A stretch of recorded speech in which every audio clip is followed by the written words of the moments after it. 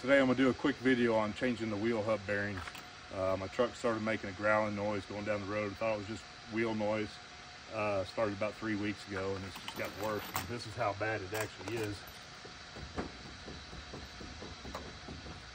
So, go through the steps of changing this real quick. This is a 2018 F150 with a 5-liter. It doesn't really matter, but the hub I buy Motorcraft. I don't buy aftermarket anymore. I just started buying Motorcraft from now on because it's more reliable. It's easier to put on, less troubles. This one is a HUB 471. It's cheaper at Rock Auto than at the Ford dealer. It's $210 at Rock Auto. The Ford dealer, they wanted $490 for the part and then 3.5 hours labor, which would have been around $900 to change this bearing out. So I'm gonna do it for $210. Of course, the first thing is take the wheel off.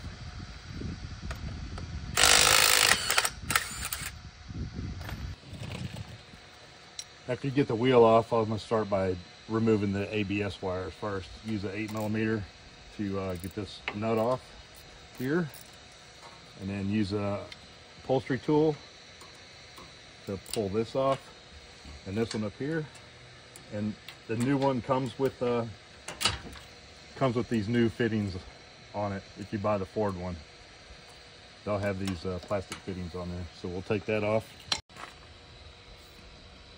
So you see the new Ford one has these plastic fittings already built on there. To get this ABS connector off, you just need to push up on this red tab. You stick a screwdriver up in there, lift up on that tab and pull that out. It comes right out. Next, we're going to take these 2 caliper bolts off. This one and the lower one.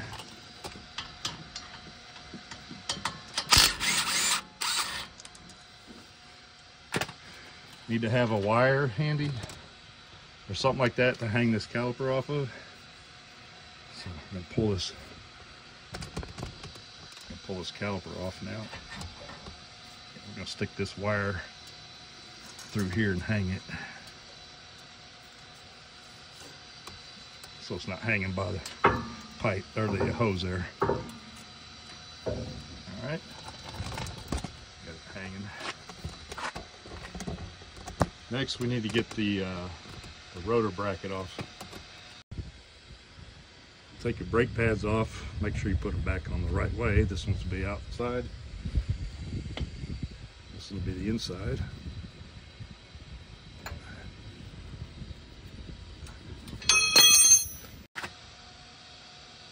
So now we're going to get the bolt that holds the caliper clamp on. We got to use a breaker bar and a 21. There.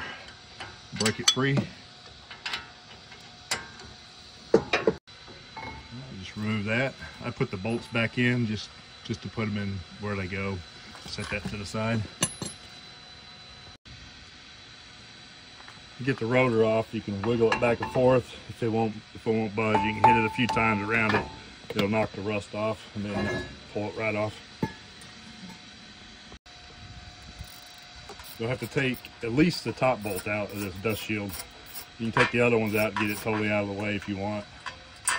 Or you could just pull this back and get the wire out that way. I think I'm gonna be lazy and just do it that way. On the 4 bolts holding the hub in, just use a breaker bar with an 18 to break it free first. Let's see it. Oh yeah. Just break them free like that first, and then I'll screw them. And this bottom bolt down here, if you don't want to turn the wheel, you just stick an 18 wrench on it and just break it free with that.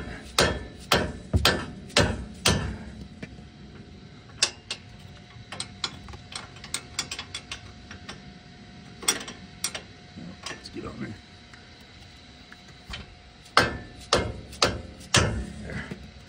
Should break free now. There we go. We'll take those out. For the dust cover, just grab it with a wrench, or just wiggle it off. There you go. And we'll take that nut off. All right, so this is a 13 millimeter. nut off. So now the hub should just come off. There we go.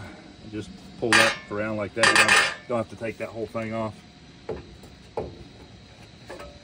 I'm set it there for now. Wipe this down now. Just use a little brake clean on the rag and let's clean it up. Especially this part right here.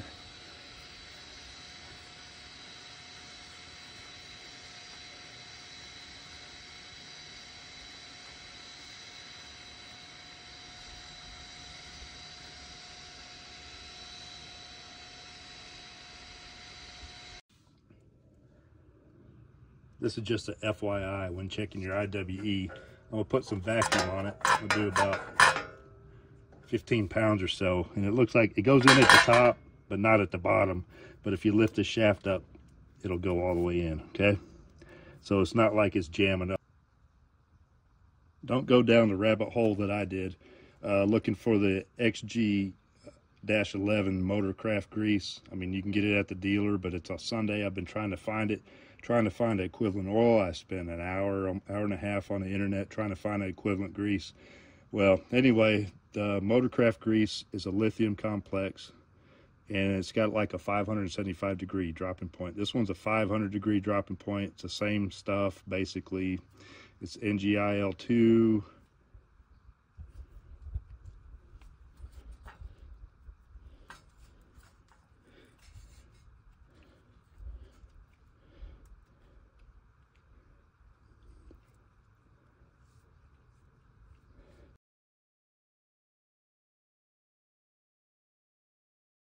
So it's not a big deal. So I put about that much grease on there. Slide this sucker right on. I'll go ahead and get this cable out of the way. Let's see. I got some vacuum on it right now, so it's holding it away. Let me back this up a little bit. Turn that sensor. There we go. Wanted to get that sensor back there. Okay.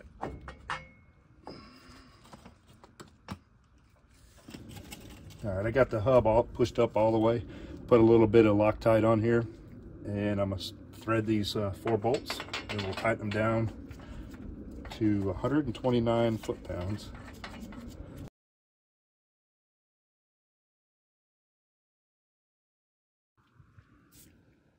All right, we got to set these to 129 foot-pounds.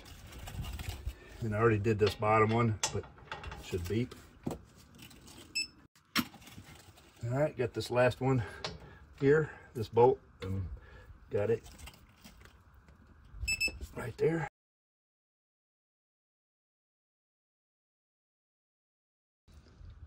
Before you put the nut on the hub here, they want you in the service manual to check the depth of the end of the shaft to the bearing there. It has to be at least 15.5 millimeters. I've got 17.12, so I'm good. So I can go ahead and put my nut on. If it's not, if it's less than 15.5 millimeters, you have a chance of damaging your IWE. That means it's bound up and it's not being put, the hub's not being put on all the way. So check that first. Ford recommends you put a new nut on here. I'm just putting a little bit of Loctite on mine, and we'll make this 30 foot-pounds.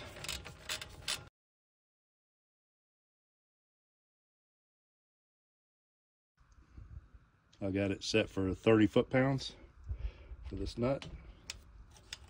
I'm just going to hold this, and that's it. Yep. That's it. Doesn't take much. Next, go ahead and screw this in, push that in there, push that in there, and then push this one in there, and push that cable up there, and we'll hook that up in a minute. Now that we got this together, let's make sure everything's working correctly. So I have no vacuum on the IWE. I'm spinning this, and that spins the shaft back here. See that back there. put about 17 pounds. Now I'm spinning this and that shaft is not spinning. So this is good now. Let's pop the dust cover back on. They recommend a new one of those too. This one's fine. That one's not going to come out. Now, put the rotor back on. Now we're going to do this caliper bracket. But first, I'm going to put a little bit of Loctite on the ends there, on both of these bolts. Get this started up in here.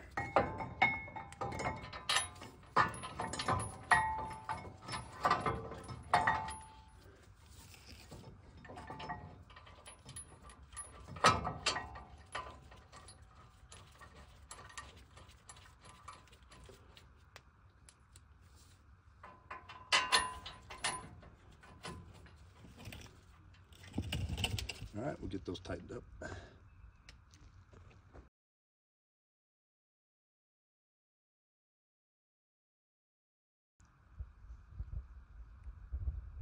These bolts here will get 184 foot-pounds.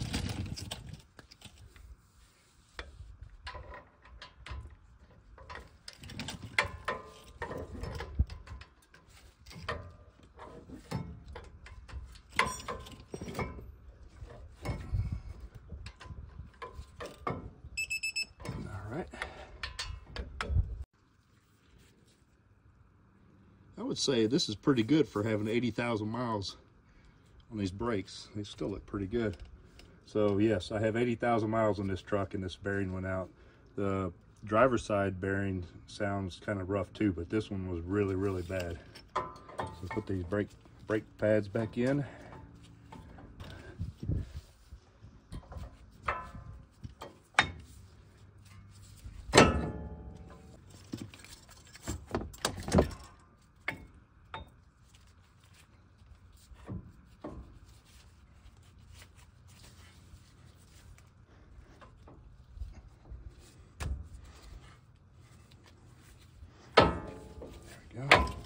There we go.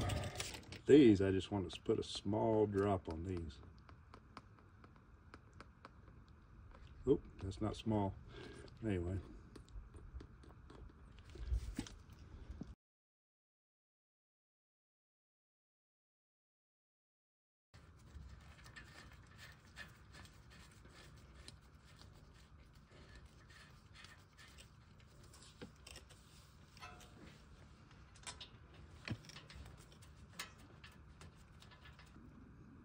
Caliper bolts are going to be 27 foot-pounds. Do the top one first. It doesn't take much on those.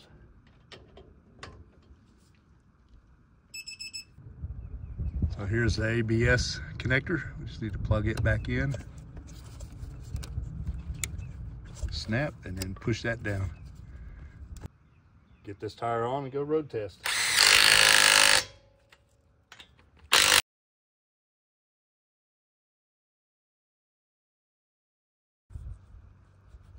No more slop in it. I only had this grease when I was doing that wheel bearing, and I probably put too much grease on there, but I finally got the Motorcraft grease. This will be for the next bearing on the other side when it goes out. But these are basically the same thing. One's green, one's red. This one's for 572 degrees dropping point. This one's 500 degrees dropping point. NGL2 rated on both of them.